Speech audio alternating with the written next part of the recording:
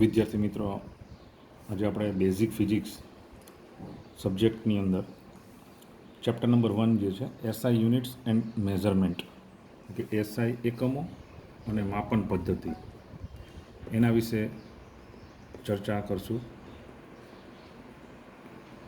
આ સબ્જેક્ટનો કોડ જે છે એ 334x05 છે. તો આની અંદર આપણે ફર્સ્ટ ચેપ્ટર જે છે એની અંદર એકમો અને માપન પદ્ધતિ વિશેનો અભ્યાસ કરવાનો છે.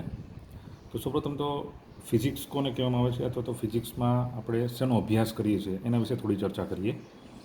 અથવા તો ફિઝિક્સ એટલે કે ભૌતિક વિજ્ઞાન. તમે નીચલા ધોરણની અંદર વિજ્ઞાન ભણેલા જ હશો. તો આમ જનરલી વિજ્ઞાનની અંદર 3 પ્રકારના વિજ્ઞાન આવે. એક રસાયણશાસ્ત્ર, ભૌતિકશાસ્ત્ર અને જીવશાસ્ત્ર. તેમાંથી ભૌતિકશાસ્ત્ર જે છે એને ફિઝિક્સ તરીકે આપણે ઓળખીએ છીએ. તો આ ભૌતિક શાસ્ત્ર અથવા તો ભૌતિક વિજ્ઞાનની અંદર આપણે શેનો અભ્યાસ કરીએ છીએ? તો કે ભૌતિક વિજ્ઞાનમાં જે છે આપણે ગતિ, બળ, ઉર્જા, દ્રવ્ય, ઉષ્મા, ધ્વનિ, પ્રકાશ, કોઈ અણુ છે એના બંધારણને લગતું આ વિજ્ઞાન છે. આ વિજ્ઞાનમાં બધી જ શાખાઓમાં મોખરાનું સ્થાન છે આનું. એટલે એવું કહેવાય કે એન્જિનિયરિંગની દરેક શાખા જે છે એ આમાંથી જ ઉત્પન્ન થઈ છે એવું કહેવાય. એટલે એને મોખરાનું વિજ્ઞાન અથવા તો આગળ પડતું વિજ્ઞાન કહેવામાં આવે છે.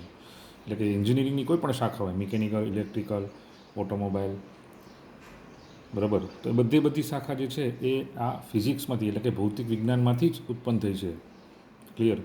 તો આપણે એની અંદર અભ્યાસ કરીએ છીએ, તેમાં આપણે એનો આ ચેપ્ટરમાં એટલે કે એસઆઈ યુનિટ્સ અને મેઝરમેન્ટની અંદર ખાસ કરીને માપન કઈ રીતે કરવું, માપનની જરૂરિયાત કેમ ઊભી થઈ, આ માપન માટે જે એકમો આપણે નક્કી કરેલા છે એ કોને અનુલક્ષીને તૈયાર કરેલા છે.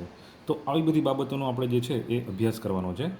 અથવા તો માપન જે છે એ કેમ એટલું જરૂરી છે, એની અગત્યતા કેમ છે, તો આ બધી જે છે પોઈન્ટ્સ આપણે આ ચેપ્ટરની અંદર અભ્યાસ કરવાનો છે. તો સૌપ્રથમ તો આપણે માપનની જરૂરિયાત, ઇમ્પોર્ટન્સ ઓફ મેઝરમેન્ટ શું છે, માપનની કેમ જરૂર પડી. બરાબર, આપણને ખબર છે કે આપણે કોઈ પણ બજારની અંદર અથવા તો લેબોરેટરીની અંદર માપન વગર એ પ્રેક્ટિકલ્સ અથવા તો બજારમાંથી કોઈ વસ્તુ લાવવી હોય તો એ શક્ય નથી. એના માટે મેઝરમેન્ટ જે છે એ ખૂબ જ અગત્યનું છે. તો આનું મેઝરમેન્ટ જે છે શું કહે છે કે ભૌતિકશાસ્ત્રમાં માપન ખૂબ જ અગત્યનું રહેલું છે. આ ફિઝિક્સમાં ઘણા બધા માપનના સાધનો અને પદ્ધતિઓ વિકસાવી છે, જેનો ઉપયોગ આપણે છે વિજ્ઞાનની બધી જ શાખાઓમાં થાય છે. એટલે કે માપન માટેના જે ઇક્વિપમેન્ટ્સ છે, એટલે કે સાધનો જે છે, અને એની જે પદ્ધતિઓ આપણે વિકસાવી છે અલગ અલગ પ્રકારની, આ બધી જ પદ્ધતિઓના કારણે આપણે વિજ્ઞાનની અંદર અથવા તો લેબોરેટરીની અંદર એનો સરળતાથી કેમ ઉપયોગ કરી શકીએ. બરાબર, એ માટે જે છે એ માપન જે છે એને આપણે એવી રીતે વિકસાવેલું છે. તો અલગ અલગ પ્રકારના માપનના જે મૂલ્યાંકનો છે એ કઈ રીતે લીધેલા છે, કેમ માપન પદ્ધતિ જે છે એ એકરૂપ બનાવવામાં આવી, એનો સ્ટડી જે છે આપણે આ ચેપ્ટરની અંદર કરવાનો છે. તો ઉપર જે મેં આપેલું છે એ તમારી જાણકારી માટે છે. એના પછી જે આ જે ટૉપિક છે ત્યાંથી આપણે જે સબ્જેક્ટ જે છે એનો વ્યવસ્થિત રીતે અભ્યાસ કરવાનો છે. તો સૌપ્રથમ આવે છે ભૌતિક રાશિ, અથવા તેને કહેવાય ફિઝિકલ ક્વોન્ટિટીઝ. ભૌતિક રાશિઓ. રાશિઓ તો ઘણી બધી હોય, એમાંથી ભૌતિક રાશિઓ કોને કહેવામાં આવે છે? બરાબર, તો ભૌતિક રાશિઓ કોને કહેવામાં આવે છે? કે એવી રાશિઓ કે જેને માપી શકાય અને તેમાંથી વિવિધ ભૌતિક ઘટનાઓને વર્ણવી શકાય, એને નિયમના રૂપમાં સમજાવી શકાય. તો એવી એને ભૌતિક રાશિ કહેવામાં આવે છે. રાશિઓ તો ઘણી બધી પ્રકારની હોઈ શકે, પણ જેને માપી શકાય ને એને જ ભૌતિક રાશિ કહેવામાં આવે છે. આ ખાસ યાદ રાખવાનું છે. બરાબર, જે રાશિને આપણે માપી શકીએ કે કોઈ નિયમના રૂપમાં આપણે સમજાવી શકીએ, બરાબર છે, તેને જ આપણે ભૌતિક રાશિ તરીકે ઓળખવામાં આવે છે. દાખલા તરીકે હું એમ કહું કે લંબાઈ, તો લંબાઈ એક એવી રાશિ છે કે જેને આપણે માપી શકીએ છીએ, એટલા માટે એને ભૌતિક રાશિ કહેવામાં આવે. બરાબર, જેને આપણે માપી શકતા નથી એને રાશિમાં સમાવેશ કરી શકતા નથી. ક્લિયર છે? દાખલા તરીકે દળ, સમય માપી શકીએ છીએ, સેકન્ડની અંદર, કલાકની અંદર, દિવસની અંદર, એ બધાને માપી શકીએ છીએ. એવી રીતે બળ, ઘનતા, કદ, વેગ, પ્રવેગ, દબાણ, ઘણી બધી રાશિ છે. તો આ બધી જ રાશિ જે છે ભૌતિક રાશિ કહેવામાં, કારણ એને માપી શકીએ છીએ આપણે, બરાબર. એટલા માટે એને ભૌતિક રાશિ, જેને માપી નથી શકતા તો એવી રાશિ જે છે એને ભૌતિક રાશિ તરીકે ઓળખવામાં આવે નહીં. ક્લિયર? દાખલા તરીકે આપણે એમ કહીએ કે કોઈ આપણે હાસ્ય છે, રુદન છે, બરાબર, હર્ષની લાગણી થાય, શોકની લાગણી થાય, તો આ બધી છે રાશિ જ છે, પરંતુ તેને આપણે માપી શકતા નથી, બરાબર. કોઈ એક સમયે આપણે એનું મેઝરમેન્ટ લઈ નથી શકતા કે, એટલા માટે એને ભૌતિક રાશિ કહેવામાં આવતું નથી. એને ફક્ત રાશિ તરીકે ઓળખવામાં આવે, એને ક્વોન્ટિટીઝ કહેવાય, પણ એને આપણે મેઝરમેન્ટ લઈ શકતા નથી. એટલા માટે આપણે એનો ભૌતિક રાશિમાં સમાવેશ નહીં કરી શકીએ. તો સિમ્પલ ડેફિનેશન જો આપણે કહીએ કે ભૌતિક રાશિ કોને કહેવાય, તો કે જેને માપી શકાય એને ભૌતિક રાશિ કહેવાય. અને વધુ વિગતે જોઈએ તો કે ભૌતિક રાશિઓ છે ને એ જોઈ શકાતી નથી, તમે એને દેખી શકતા નથી, સ્પર્શી શકતા નથી, બરાબર. આપણે એનો સ્પર્શ ન કરી શકીએ, બરાબર. હું એમ કહું કે ચાલો લંબાઈને મને સ્પર્શ કરીને બતાવો, તો લંબાઈ સ્પર્શ ન થઈ શકે. કોઈ વજન, તો વજનને આપણે સ્પર્શ ન કરી શકાય, જોઈ ન શકાય, હા પણ એને અનુભવી શકાય, બરાબર. તો કે ભૌતિક રાશિઓ કેવી શું છે કે જોઈ શકાતી નથી, સ્પર્શી શકાતી નથી, ફક્ત એનો એક્સપિરિયન્સ થાય, તમને અનુભવી શકાય. દાખલા તરીકે આપણે એમ કહીએ કે અત્યારે ગરમી બહુ છે, તો એનો આપણને એક્સપિરિયન્સ થાય, એનો અનુભવ થાય આપણને, પણ આપણે એને જોઈ શકતા નથી, સ્પર્શી શકતા નથી. એ રીતે ઠંડી, તો ઠંડક છે તો કેટલી ઠંડી પડે છે આપણે માપી શકીએ, બરાબર. એને આપણે જોઈ શકતા નથી, અનુભવી શકાય છે, ના અનુભવી શકાય કે ઠંડી છે, ગરમી છે, બરાબર. તો એટલા માટે જે રાશિઓને જોઈ શકાતી નથી, સ્પર્શી શકાતી નથી, પરંતુ અનુભવી જ શકાય છે, આને ભૌતિક રાશિમાં એનો ઉલ્લેખ કરવામાં આવે છે. હવે આ જે દરેકે દરેક ભૌતિક રાશિ જે છે, તો એને છે ને બે રીતે એનું વર્ગીકરણ થઈ શકે. કે આપણે આગળ જોઈએ.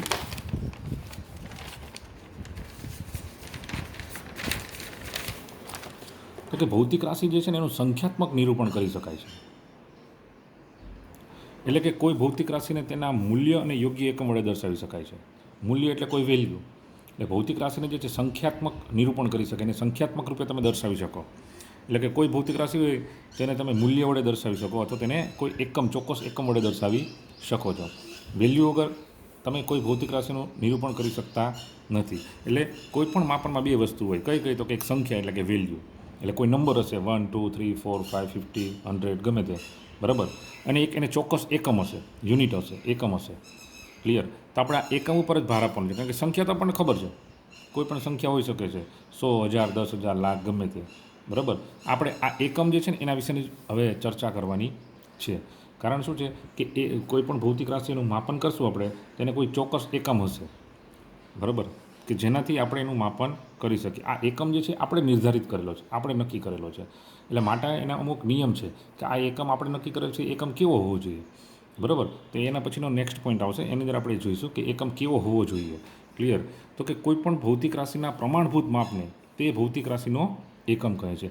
એનું એક સ્ટાન્ડર્ડ મેઝરમેન્ટ હશે, એનું એક સ્ટાન્ડર્ડ માપ હશે, બરાબર. એને જ એ ભૌતિક રાશિનો એકમ કહેવામાં આવે છે. પ્રમાણભૂતનો મતલબ એવો થાય કે એને આપણે પ્રમાણિત કરેલો હોય, આપણે બધાએ સ્વીકારેલો હોય, બરાબર. તમે પણ માપ નક્કી કરી શકો, પણ એ પ્રમાણભૂત માપ ન કહી, હું પણ કરી શકું, ચાલો લંબાઈ માપવા માટે હું કોઈ એક એકમ નક્કી કરી શકું, બરાબર, પણ મારી જાતે જ તે, પણ એ પ્રમાણભૂત ન કહી શકાય, કેમ કે એને કોઈએ પ્રમાણિત નથી કરેલો, બરાબર. બધાએ જ બધાએ પ્રમાણિત કરેલો હોય, બધાએ એને સ્વીકારેલો હોય, તો એવા માપને તે ભૌતિક રાશિનો એકમ કહેવામાં આવે છે. ક્લિયર? આ વસ્તુ સમજવા જેવી છે. તો પહેલાં એવું જ હતું, બધા જ અલગ અલગ જગ્યાએ જે છે દરેકે દરેક ભૌતિક રાશિના એકમો જે છે બધા પોતપોતાની રીતે નક્કી કરતા હતા, બરાબર. બધા મીન્સ દરેકે દરેક ક્ષેત્ર વાઇઝ, અથવા તો કોઈ સ્ટેટ વાઇઝ, કોઈ દેશમાં, બરાબર. લંબાઈ માપવા માટેનો આપણે એકમ નક્કી કરેલો છે ઇન્ડિયાએ, એ જ એકમ જે છે એ અમેરિકાએ નથી સ્વીકારેલો, એ બીજો એકમ સ્વીકારેલો હોય, બરાબર. તો એ પ્રમાણભૂત એકમ ન કહેવાય. એ પ્રમાણભૂત એકમ એટલે બધા જ સ્વીકારીને કોઈ એક જ ભૌતિક રાશિ માટે,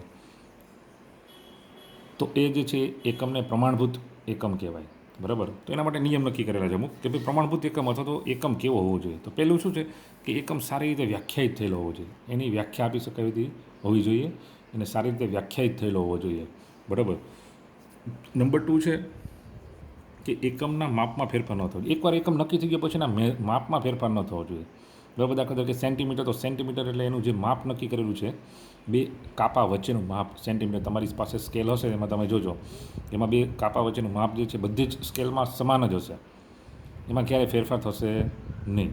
ગમે તે સ્કેલ આપણે લઈએ, વજનનો એકમ લઈએ આપણે, દાખલા તરીકે કિલોગ્રામ, તો કિલોગ્રામ તમે ગમે તે જગ્યાએ જઈને મેઝર કરો તો એનું માપ જે છે એ સરખું જ હશે, એમાં કોઈ ફેરફાર થશે નહીં. એટલે કહેવાનો મતલબ કે એને સમય સાથે તેમાં ફેરફાર થવો જોઈએ નહીં. એમાં સમય સાથે કોઈ ફેરફાર ન થવો જોઈએ.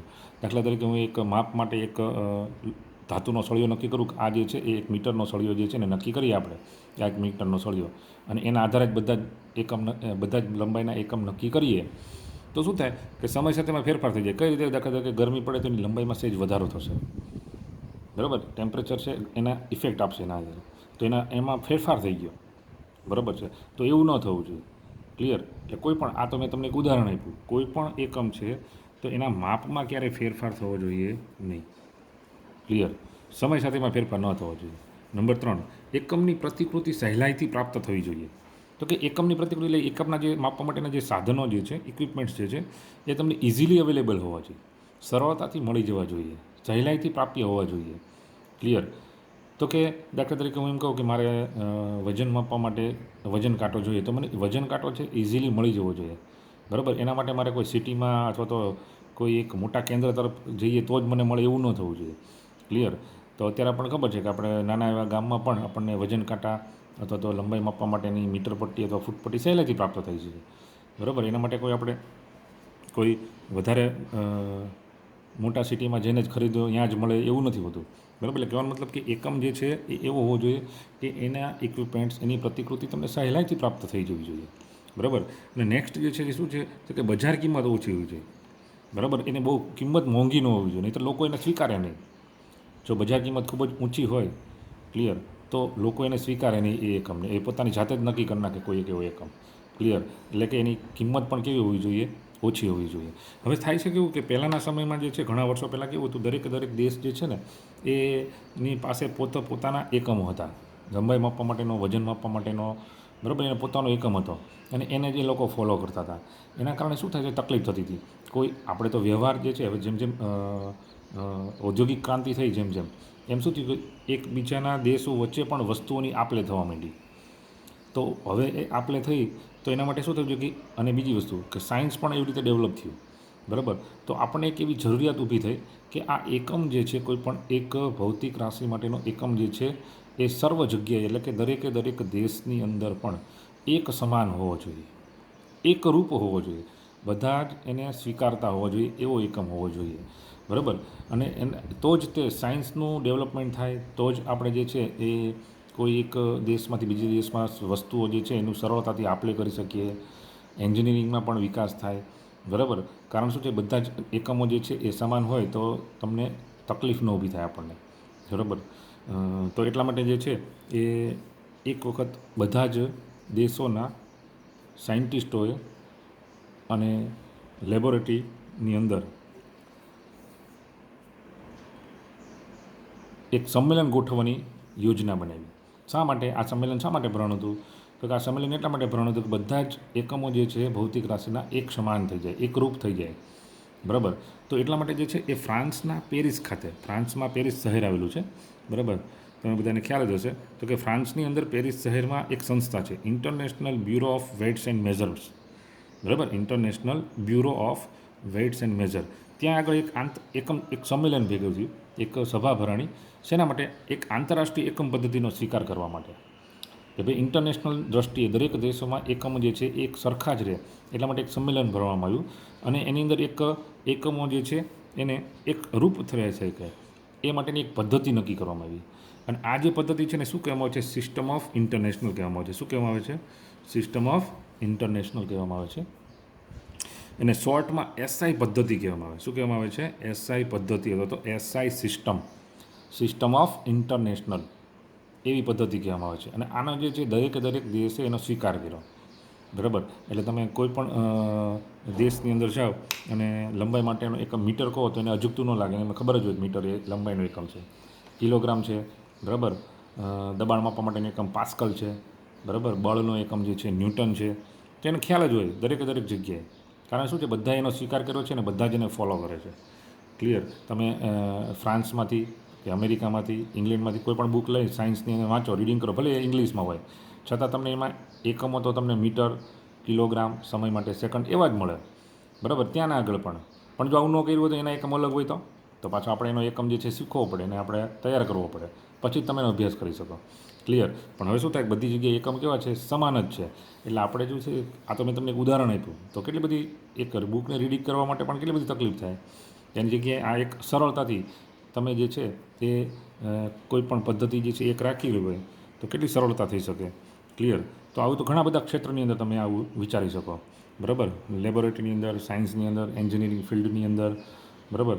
એવી રીતે વસ્તુઓની આપ-લે દરમિયાન પણ દરેક વખતે તમને આનો અનુભવ થઈ શકે. ક્લિયર. તો એ તમે આના પર વિચારી શકો. ક્લિયર. હવે આ એસઆઈ જે છે, સિસ્ટમ ઓફ ઇન્ટરનેશનલ છે ને, એમાં 2 એકમ પદ્ધતિનો સ્વીકાર કરવામાં આવ્યો છે. કઈ એકમ પદ્ધતિનો? એસઆઈ પદ્ધતિની અંદર 2 એકમ પદ્ધતિનો સ્વીકાર કરવામાં આવ્યો.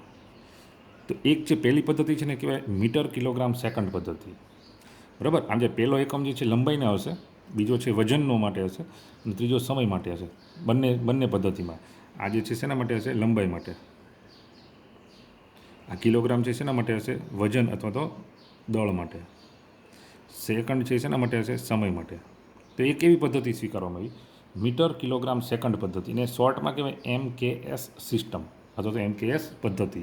અને બીજું છે સેન્ટીમીટર ગ્રામ સેકન્ડ પદ્ધતિ, એને કહેવાય CGS પદ્ધતિ. ક્લિયર. તો બંને જે છે એ પદ્ધતિ જે છે એસઆઈની અંદર એનો સ્વીકાર કરવામાં આવ્યો છે. તો ત્રીજી પણ પદ્ધતિ એક છે FPS, ફૂટ પાઉન્ડ સેકન્ડ પદ્ધતિ, બરાબર. પણ આપણે અત્યારે આ બેનો અભ્યાસ કરવાનો છે. આ બેને અનુલક્ષીને જ આપણે ઇન્ડિયા જે છે આ બેને આપણે ફોલો કરીએ છીએ. ક્લિયર. તો જો કઈ પદ્ધતિ છે? MKS પદ્ધતિ અને CGS પદ્ધતિ. ક્લિયર. તો આ બંને પદ્ધતિ જે છે એને એટલે કોઈ પણ ભૌતિક રાશિ હશે તો એના 2 એકમ હશે. એક MKS પદ્ધતિમાં હશે અને એક CGS પદ્ધતિમાં હશે. એટલે એક એકમ MKSમાં છે ને એક CGSમાં. દાખલા તરીકે કોઈ લંબાઈ, લેન્થ. તો ચલો આનો એકમ શું થાય? તો કે મીટર. લંબાઈને શેમાં મેઝર કરીએ છીએ આપણે? મીટરમાં. એનો એકમ છે. તો એ MKS પદ્ધતિમાં એકમ મીટર છે. CGSમાં શું થશે? એનો એકમ સેન્ટીમીટર. ક્લિયર. એટલે એક લંબાઈ જ જે છે, લંબાઈ એક ભૌતિક રાશિ છે. લંબાઈ છે શું છે? ભૌતિક રાશિ છે. આ એના 2 એકમો થાય. એક એકમ MKSમાં અને એક એકમ CGSમાં, બરાબર. MKSમાં મીટર અને CGSમાં સેન્ટીમીટર. એમ દરેકે દરેક ભૌતિક રાશિને 2 એકમો હશે. એક MKS પદ્ધતિમાં હશે અને બીજો CGS પદ્ધતિમાં હશે. ક્લિયર છે. તો આ રીતે ધીમે ધીમે તમે જેમ પ્રેક્ટિસ કરશો એમ તમને ખ્યાલ આવશે. ક્લિયર. તો પહેલું ચેપ્ટર જે છે વ્યવસ્થિત રીતે તમે કરશો તૈયાર, તો તમને દરેકે દરેક જગ્યાએ કોઈ પણ તમે સબ્જેક્ટ સ્ટાર્ટ કરશો, તમે એકમ આવશે ને આવશે જ. તો એકમ જે છે કઈ રીતે ગોઠવવામાં આવે છે અને 2 એકમ કઈ રીતે હોય છે ને, એક MKS પદ્ધતિમાં હોય છે અને એક CGS પદ્ધતિમાં હશે. એ ધીમે ધીમે તમે રીડિંગ કરશો અને એની સાથે તમે અભ્યાસ કરશો એટલે તમને ખ્યાલ આવશે, બરાબર. એના પછી એસઆઈ પદ્ધતિ છે અથવા તો એસઆઈ સિસ્ટમ જે છે, બરાબર. એની અંદર એક ફંડામેન્ટલ ફિઝિકલ ક્વોન્ટિટી, મૂળભૂત ભૌતિક રાશિ કોને કહેવામાં આવે છે? ભૌતિક રાશિ તો છે જ, એમાં 2નો સમાવેશ થાય છે. એક મૂળભૂત ભૌતિક રાશિ સ્વીકાર કરવામાં, એસઆઈ પદ્ધતિમાં એક મૂળભૂત ભૌતિક રાશિ છે, બરાબર. અને બીજી છે સાધિત ભૌતિક રાશિ. એના પછી નેક્સ્ટ પોઈન્ટ છે. તો આ મૂળભૂત ભૌતિક રાશિ જે છે એનો આપણે જોઈએ તો એસઆઈ પદ્ધતિમાં તમને એવો ક્વેશ્ચન પૂછાય કે એસઆઈ પદ્ધતિમાં મૂળભૂત ભૌતિક રાશિ પર શોર્ટ નોટ લખો, બરાબર. તો એ જે છે આપણે એનો અહીંયા એક ટેબલ બનાવેલું છે. એ એટલી જ ભૌતિક રાશિ જે છે એનો મૂળભૂત ભૌતિક રાશિમાં સમાવેશ થાય છે, બરાબર. એ કોને કહેવામાં આવે છે એનો આપણે સર સ્ટડી કરીએ. ક્લિયર. આ મોસ્ટ ટાઈમથી છે. આ ક્વેશ્ચન જે છે અહીંથી તમને ક્વેશ્ચન પૂછાઈ શકે. ક્લિયર. તો કે એસઆઈ પદ્ધતિમાં એકબીજાથી સ્વતંત્ર એવી 7 મૂળભૂત ભૌતિક રાશિઓનો સમાવેશ કરવામાં આવે છે, બરાબર. કેટલી ભૌતિક રાશિ છે? 7 એવી મૂળભૂત ભૌતિક રાશિનો સમાવેશ કરવામાં આવે છે. આને મૂળભૂત ભૌતિક રાશિ કેમ કહેવામાં આવી? તો કે આ એકબીજાથી સ્વતંત્ર છે. સ્વતંત્ર છે એટલે એ કોઈના પર ડિપેન્ડન્ટ નથી, બીજા કોઈના પરથી એને તારવી શકાતી નથી, બરાબર. એટલા માટે એને શું કહેવામાં આવે છે? મૂળભૂત ભૌતિક રાશિ કહેવામાં આવે છે. ક્લિયર. એવી ભૌતિક રાશિ કે જે સ્વતંત્ર છે, એને બીજા કોઈ પરથી તારવી શકાતી નથી. ક્લિયર. એટલા માટે એને શું કહેવામાં આવે છે? મૂળભૂત કહેવામાં આવે છે. મૂળભૂત ભૌતિક રાશિ કહેવામાં આવે છે, બરાબર. તો એ તમને સાધિત ભૌતિક રાશિ જ્યારે સમજશો ત્યારે એમાં પણ તમને થોડુંક એ વખતે પણ ફરીથી સમજાવીશ કે ભાઈ સ્વતંત્ર છે એનો મતલબ શું છે, બરાબર. અને બીજા પરથી કેમ તારવી નથી શકાતી. ક્લિયર. તો અત્યારે આટલું યાદ રાખવાનું છે કે જે પદ્ધતિ એમાં ભૌતિક રાશિ એકબીજાથી સ્વતંત્ર છે તે બીજા પર ડિપેન્ડન્ટ નથી, બીજા પરથી એને તારવી શકાતી નથી. ક્લિયર? આવી ભૌતિક રાશિને મૂળભૂત ભૌતિક રાશિ કહેવામાં આવે છે અને તે 7 જ છે. બરાબર, ખાસ યાદ રાખવાનું, તે 7 જ છે. આ 7 સિવાયની જે પણ ભૌતિક રાશિ હશે ને એ બધીને સાધિત ભૌતિક રાશિ કહેવાય. આ 7ને મૂળભૂત ભૌતિક રાશિ કહેવામાં આવે અથવા તેને કહેવાય ફંડામેન્ટલ ફિઝિકલ ક્વોન્ટિટી. તો આ 7 જે છે કઈ કઈ છે, એના એકમો અને એની સંજ્ઞા યાદ રાખવાની છે. બરાબર, તો સૌપ્રથમ પહેલું આવશે લંબાઈ, લેન્થ. બરાબર, તો એનો એકમ થશે મીટર. બરાબર, અને એનો સિમ્બોલ થશે એમ. ક્લિયર? જે સિમ્બોલ જે છે એ જેમ કરેલો હોય, પહેલી એબીસીડીમાં હોય તો પહેલીમાં, ને બીજીમાં હોય તો બીજીમાં જ કરવાનો. બરાબર, આ એમને તમે આ રીતે દર્શાવો તો એ ખોટું પડે, એને કેપિટલમાં લખાય નહીં, આ રોંગ છે. મીટર માટે સંજ્ઞા એમ આ જ થશે. ક્લિયર? ઓકે, ચલો નેક્સ્ટ છે દળ અથવા તેને કહેવાય માસ. વજન નથી લખવાનું, વજન અલગ ભૌતિક રાશિ છે. તો દળ એનો એકમ થાય કિલોગ્રામ. બરાબર, તો કિલોગ્રામમાં કેજી. તો કેજી જે લખો છો તમે, તો કેજી ઘણી વખત તમે ભૂલમાં આવું લખો તો આ રોંગ છે. કેજીનો સિમ્બોલ આ રીતે જ થાય. ક્લિયર? આ રાઈટ છે. ક્લિયર? એટલે સંજ્ઞા જેમ થતી હોય એમ જ કરવાની છે. ક્લિયર? તો દળનો એકમ થશે કિલોગ્રામ. સમય છે તો એનો એકમ થશે સેકન્ડ. અહીંયા કલાક નહીં લખી શકાય. જે લખેલો છે એ જ એનો એકમ મૂળભૂત ભૌતિક રાશિની અંદર. એની સંજ્ઞા છે એસ. એના પછી ચોથું છે વિદ્યુત પ્રવાહ અથવા તેને કહેવાય ઇલેક્ટ્રિક કરંટ. એની સંજ્ઞા એનો એકમ થશે એમ્પિયર. બરાબર, એ વડે દર્શાવવામાં આવે છે. એના પછી છે તાપમાન અથવા તો એને કહેવાય થર્મોડાયનેમિક તાપમાન, ટેમ્પરેચર. એનો એકમ થશે કેલ્વિન. ક્લિયર? કેલ્વિન, એનો કે આવશે. અહીંયા ઘણીવાર એવું થાય સ્ટુડન્ટ સેલ્સિયસ લખી નાખે છે. સેલ્સિયસને મૂળભૂત ભૌતિક રાશિના એકમ તરીકે સેલ્સિયસ એકમ છે, નથી એવું નથી, પણ તેનો એક આપણે મૂળભૂત ભૌતિક રાશિમાં એનો સમાવેશ કરાયેલ નથી. માટે અહીંયા હંમેશા યાદ રાખવાનું થર્મોડાયનેમિક તાપમાન માટે કેલ્વિન કે. બરાબર, એના પછી આવશે જ્યોતિ તીવ્રતા, લ્યુમિનસ ઇન્ટેન્સિટી. એનો એકમ છે કેન્ડેલા. તો જ્યોતિ તીવ્રતા કોને કહેવામાં આવે છે? બરાબર, જ્યારે કોઈ પણ વસ્તુને આપણે સળગાવીએ, બરાબર, કોઈ પણ વસ્તુને આપણે એને સળગાવીએ, તેમાંથી બે વસ્તુ થાય. કાં તો એમાંથી ગરમી મળે ને કાં તો એમાંથી શું મળે? પ્રકાશ મળે, ઉષ્મા મળે અને પ્રકાશ, બે વસ્તુ મળે, લાઇટ. બરાબર, તો આ લ્યુમિનસ ઇન્ટેન્સિટી શું દર્શાવે છે કે એ જ્યોતિ તીવ્રતા શું દર્શાવે છે કે એમાંથી લાઇટ કેટલી મળે છે મને. બરાબર, એનો એકમ છે. એટલે આનો તમારે એ રીતે યુઝ કરવાનો છે. અત્યારે ખાલી યાદ રાખવાનું છે, આગળ ઉપરનો કે યુઝ નથી થતો. બરાબર, એટલે ખાલી એનો એકમ યાદ રાખવાનો. જે મીણબત્તી સળગાવીએ આપણે તો શું ઉત્પન્ન થાય? પ્રકાશ અને ગરમી. બરાબર, તેમાંથી પ્રકાશ કેટલો ઉત્પન્ન થાય છે? બરાબર, ને લ્યુમિનસ ઇન્ટેન્સિટી કહેવાય, જ્યોત કેટલી ઉત્પન્ન થાય છે એમાંથી. બરાબર, તો એના કેન્ડેલા છે એનો એકમ સીડી. અને સાતમું છે દ્રવ્યનો જથ્થો અથવા તો એને કહેવાય એમાઉન્ટ ઓફ સબસ્ટન્સ. કોઈ પણ પદાર્થ હશે તેમાં કેટલું દ્રવ્ય રહેલું છે. બરાબર, એ દ્રવ્ય કેટલું રહેલું છે, એનો જથ્થો કેટલો છે, એને શું કહેવામાં આવે છે? મોલ. એનો એકમ છે મોલ, MOLE, અને એનો સિમ્બોલ છે MOL. ક્લિયર? તો આ 7 જે છે ભૌતિક રાશિ જે છે એનો વ્યવસ્થિત રીતે તમે યાદ રાખી લેજો. આ ક્વેશ્ચન જે છે વારંવાર પૂછાય કે ભાઈ મૂળભૂત ભૌતિક રાશિ પર ટૂંક નોંધ લખો અને એમાં કેટલી ભૌતિક રાશિ છે, તો કે 7 જ. ક્લિયર છે? ઓકે, ચલો, થેન્ક યુ.